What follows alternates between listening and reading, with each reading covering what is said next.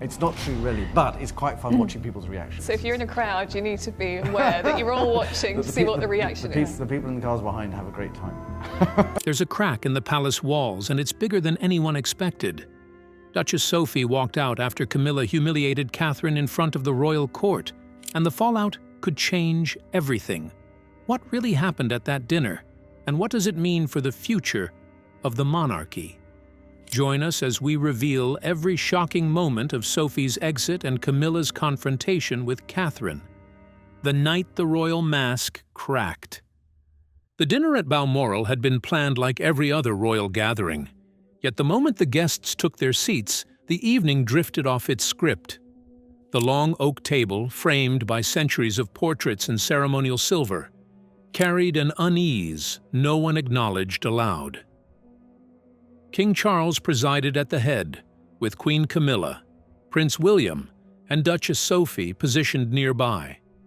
Everything appeared orderly, until the one face everyone waited for was missing. Catherine's absence stretched only a few minutes, but in a room where every second was measured, it was enough to stir whispers and sharpen glances.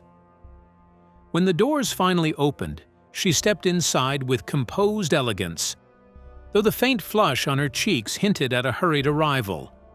Her presence shifted the mood instantly, the kind of subtle shift that only those accustomed to palace tensions could detect.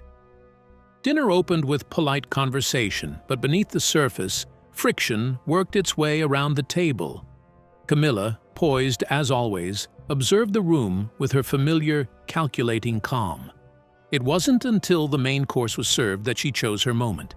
In a tone feather-light yet unmistakably pointed, she spoke about the challenge of balancing royal duty and motherhood, adding that some managed it without seeking admiration for doing so. The words carried smoothly across the table, but their meaning hit with precision. Catherine's hand, halfway to her glass, stilled. Her expression remained tranquil, but the tension in her knuckles betrayed her. William kept his gaze low, unmoving. At the opposite end, Sophie reacted before anyone else. Her fork paused mid-air. She recognized the pattern, subtle barbs wrapped in royal civility, but this time it felt harsher, more deliberate. Her eyes flicked from Catherine to Camilla, a brief cutting glance that spoke volumes. She lifted her wineglass with a controlled hand, but the faint tremor revealed her rising anger. Catherine lowered her gaze, but not before it met Sophie's.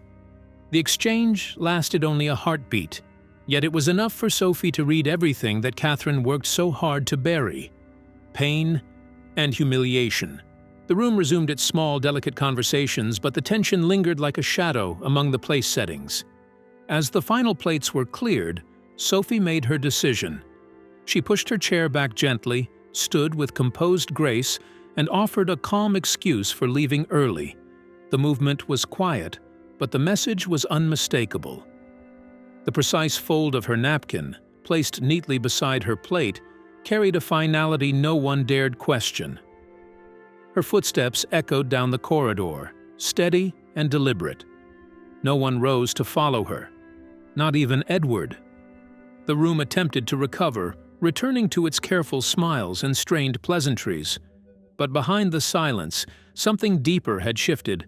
Sophie's departure wasn't impulsive or emotional. It was intentional. A line had been crossed, and she knew it. Without raising her voice, without challenging anyone publicly, she had made a statement louder than anger. How far can silence stretch before it becomes the loudest statement in the room? The night Sophie reached her breaking point. For years, Sophie had watched tension ripple quietly through the royal family, each fracture widening just enough to be noticed, but never enough to spark open conflict. She had learned to step around the cracks, smile when expected, and uphold the illusion of unity. But this time, the fracture cut straight through someone she cared about, and the impact was impossible to ignore. What unfolded that night felt deliberate, sharp, and far more personal than anything she had witnessed before. Sophie had always been the steady one, The Duchess who stayed measured even when everything around her bent under pressure. She had mastered the art of neutrality, holding her opinions close and suppressing the frustration that came with life under constant scrutiny. It was discipline, one she had followed for decades. But as she sat through that dinner, listening to the cold remark thrown effortlessly across the table toward Catherine, something long constrained inside her shifted. The comment wasn't loud. It didn't need to be. Catherine responded with her usual composed nod, but Sophie saw the hit land. She knew that practiced smile too well. She had worn it herself. Catherine wasn't simply a royal relative to Sophie. Over the years, the two women had built a quiet, mutual understanding through brief exchanges away from the camera, an understanding that they were navigating the same demanding world. Both had learned how to carry the expectations placed on them with grace, even when those expectations felt unbearably heavy. But that evening revealed a different layer, one Sophie had overlooked. Catherine had been battling exclusion and subtle dismissals for far longer than Sophie realized the overlooked invitations, the adjustments to programs that reduced her visibility. The dismissive way she had once been brushed aside as simply decorative, Sophie had told herself these were standard royal irritations, part of the institution's long history of difficult personalities. But replayed together, the pattern felt far more intentional. Across the room, Catherine continued her graceful performance, responding to William with a polite smile. But the strain around her eyes was unmistakable. It struck Sophie how that strength, Catherine's ability to endure without reacting, had become the very reason others felt free to undermine her. They assumed she would never push back. Sophie, however, could. She leaned subtly toward Edward, her voice barely audible. She told him the words she had held back for far too long. This was her limit. Edward, recognizing the tone, didn't question her. It wasn't an outrage. It was a decision formed in real time. The role she had played for years, the calm mediator, no longer fit. When the plates were cleared and the room returned to polite conversation, Sophie remained quiet, though her thoughts moved sharply. She could no longer pretend the palace was simply a demanding institution. To her, it had become a gilded confinement where silence protected the wrong people. And as she sat there, she realized she was counting down the final hours before she stepped away from that role for good. What happened that night still lingers in whispered conversations. Was it a casual cruelty? Or something far more deliberate? The remark that unraveled the room. Queen Camilla's words slipped into the conversation softly. The sentence was light enough to sound harmless, yet sharp enough to cut through the air. It wasn't a comment. It was a judgment disguised as civility. And although she spoke as if making a passing observation, every person at the table understood exactly who the target was. Catherine did not react at once. That delay was the first sign that the remark had hit its mark. Her stillness, stretched a fraction too long, revealed far more than any outburst could have. Her lips parted slightly, as if a reply hovered on the edge, before closing again. Her hand drifted down to her lap in a slow, steady movement meant to disguise the tremor in her composure. The quiet that followed tightened around the room like a closing fist. No one broke it. William didn't look up. He kept his gaze fixed on the plate before him, jaw locked so hard a muscle twitched near his ear under the tablecloth. His curled fist betrayed a restrained storm. Yet he, too, said nothing, and that wordless moment made the atmosphere turn brittle. If even he would not challenge the Queen's jab, what did that reveal about the balance of power within these walls? It was more than a careless comment. It was a declaration that signaled Camilla was no longer satisfied with quiet, background influence.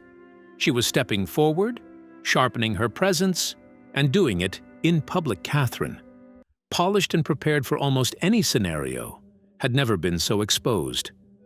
Across the table, Sophie absorbed the entire exchange. She noticed the way Camilla held her gaze a moment longer after speaking. As if testing the room for alliances, Sophie didn't speak either, but her expression subtly shifted. A small tightening around the eyes, a barely there downturn of her mouth. It was quiet, but unmistakable. And at 9:08, that glance marked the beginning of a change no one would fully understand until later. Within days, whispers would move through the palace halls like a draft beneath a closed door. The unspoken factions, Team Camilla and Team Catherine, were no longer just imagined sides. Real lines had been drawn. Old loyalties wavered. Behind the faultless smiles and staged appearances, a deeper fracture widened. Catherine had faced aggressive headlines and relentless scrutiny before, but this was different. This was internal, intimate, and dangerous. However, one question lingered.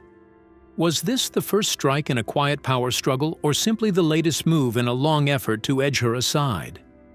The departure that exposed the palace's deepest cracks. Sophie's departure offered the first clue.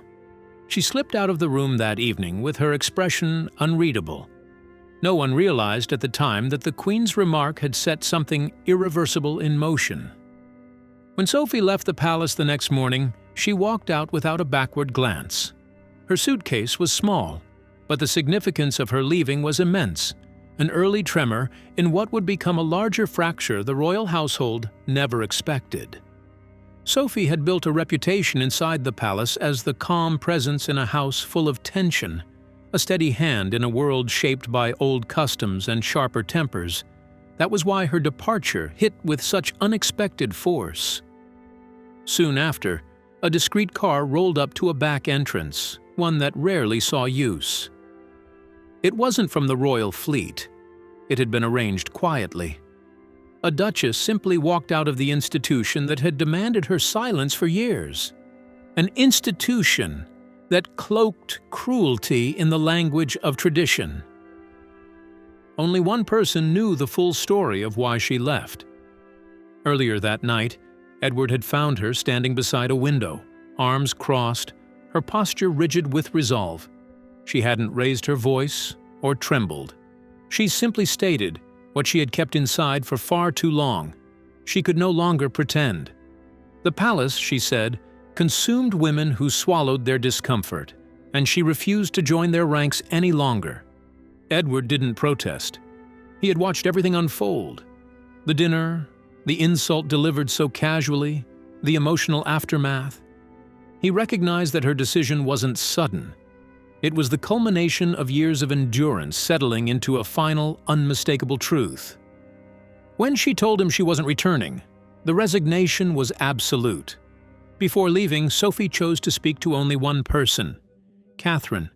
Their exchange was brief, held behind a closed door away from the usual footsteps and whispers that filled palace corridors. Sophie quietly told her she didn't deserve what was happening, any of it. Catherine's eyes filled, not from fear, but from the weight of watching the one woman who had defended her without hesitation step away. Their farewell felt less like parting, and more like Sophie passing a silent responsibility to someone who understood the cost of survival within those walls. Inside the palace, Sophie's departure spread quickly, leaving many stunned. For years, she had been the reassuring presence, the one who steadied the atmosphere whenever tensions rose. She was the woman who managed crises quietly, soothed bruised egos, and repaired damage others left behind. When word circulated that she was gone, without notice or ceremony, it struck the staff as a symbolic collapse.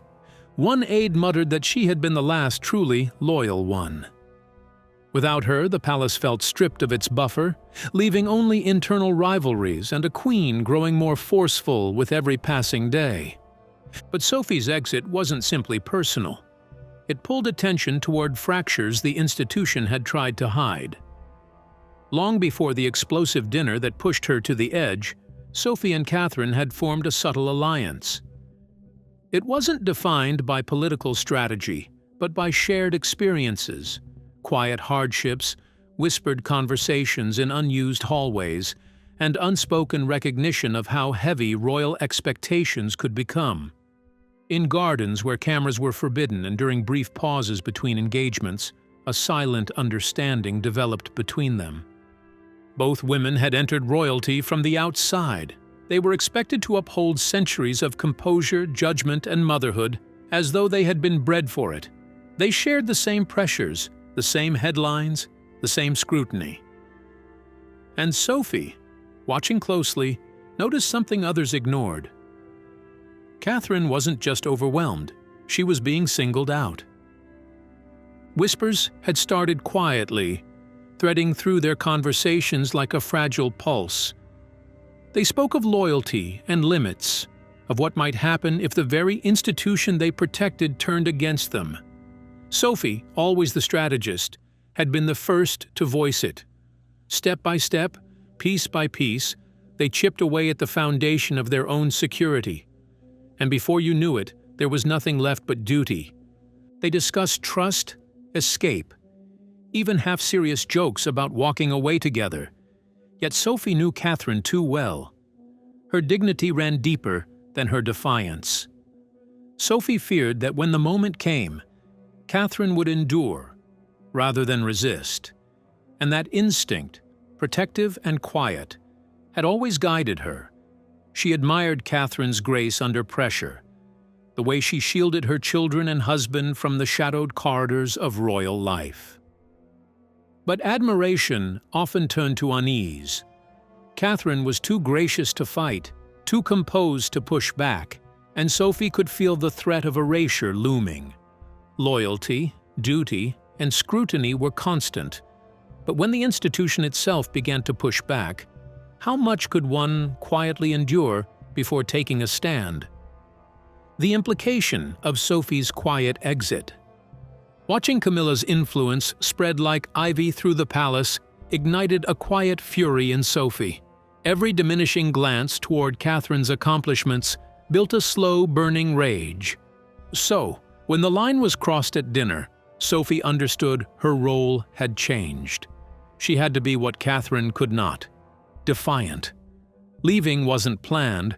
Catherine's heartbreak was not just Sophie's absence, but the silence that followed. Was it abandonment or protection? Catherine couldn't decide. All she knew was she was alone in a battle she never asked to fight. Sophie's departure created a vacuum, one quickly exploited. Camilla's allies grew bolder.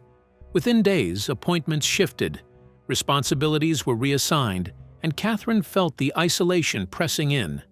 Behind Camilla's composed smile lay years of planning, a strategy to consolidate control and eliminate dissent. The changes were subtle at first, structural rather than ceremonial, but unmistakable in their impact. Long-serving aides who had bridged both the late Queen and King Charles were quietly reassigned or dismissed. In their place, Camilla's inner circle emerged. Loyal, ambitious, indebted solely to her invitations that once arrived promptly now trickled in late. Charitable projects Catherine had championed were quietly reassigned, and public appearances were recalibrated to elevate the Queen Consort's loyalists. Even the palace press office, long neutral, shifted tone to reflect Camilla's vision. Catherine recognized the orchestration immediately. This was no mere manipulation. It was a calculated consolidation of power. Every reshuffle, every subtle realignment was evidence of a larger design. Camilla was not just queen by title. She was becoming queen by control, and Catherine could feel the tremors ripple through the royal household with each passing day. As power quietly consolidated behind closed doors, she wondered, how long could the balance hold before someone, or something, forced the breaking point? The breaking point. Behind palace walls, unease had quietly begun to ripple through the ranks of senior aides, Concerns were whispered, never broadcast, yet the pattern was clear. A shadow monarchy was taking shape, hidden in plain sight. This wasn't about ceremonial duty anymore. It was about consolidation of power, and that power was being etched into protocol, language, and public appearances with deliberate precision. The person most affected by this shift was Catherine. Once central to decision-making, she now found herself increasingly sidelined. William noticed the change, the subtle nudges pushing his wife to the periphery. Frustration simmered beneath his composed exterior. Yet confrontation was too risky. Any overt resistance could be weaponized, spun as insubordination. Instead, he chose calculation. He observed, measured, and waited. Catherine mirrored his restraint, her quiet endurance hiding the depth of her discontent. Each act of passivity, however, only emboldened Camilla. With Sophie absent from the palace, Camilla saw no immediate opposition to her rising influence. Her strategy turned to shaping perception. Carefully orchestrated leaks appeared in select tabloids, painting Sophie as struggling, overreaching, or departing for personal reasons. The narrative was precise, designed to discredit without drawing attention to the mechanics behind it. It was never just about Sophie. It was a warning. No one else should follow her example. For a moment, the plan seemed flawless. The palace remained silent, its corridors echoing with unspoken hierarchy. But Sophie was far from resigned. Weeks passed in silence before she acted. The release came unexpectedly, a private, handwritten letter intended for a long-trusted confidant, exposing a culture of cruelty, erasure, and covert conflict within the institution. The letter was never meant for the public, yet its value and danger were recognized by someone within that inner circle. Once leaked, it ignited the narrative that had long simmered behind the palace walls. Sophie's words were precise, restrained, yet devastating. There were no flamboyant accusations, only a tone of measured disappointment. She detailed the second table, performative gestures of compassion, and the figures who thrived in the silence of others. Each coded reference heightened intrigue, giving readers the thrill of decoding a secret world. One line in particular struck like lightning. She could no longer watch Catherine, or anyone, suffer in silence. The public understood immediately. The palace understood too. Commentators compared it to the most damning royal revelations since Diana Sophie's exit was no longer a quiet, dignified retreat. It was defiance. Her voice, long suppressed by duty, became the dominant echo within the monarchy. The palace scrambled to contain the fallout. Anonymous briefings described Sophie as emotionally overwhelmed, the letter as misinterpreted, her words taken out of context. Yet every attempt to discredit her amplified the effect. Sophie had not merely told a story. She had validated what many suspected. Beneath the polished veneer of royal smiles lay a battlefield of strategy, betrayal, and power. Public attention didn't just rally behind Sophie, it surged for Catherine too. Social media erupted, hashtags trended. Media outlets that had once hesitated to criticize Camilla now devoted hour-long specials to dissecting every line of Sophie's letter. Headlines read like indictments. The silent war at the heart of the monarchy. From duty to defiance. Sophie's final word. The crown's invisible casualties.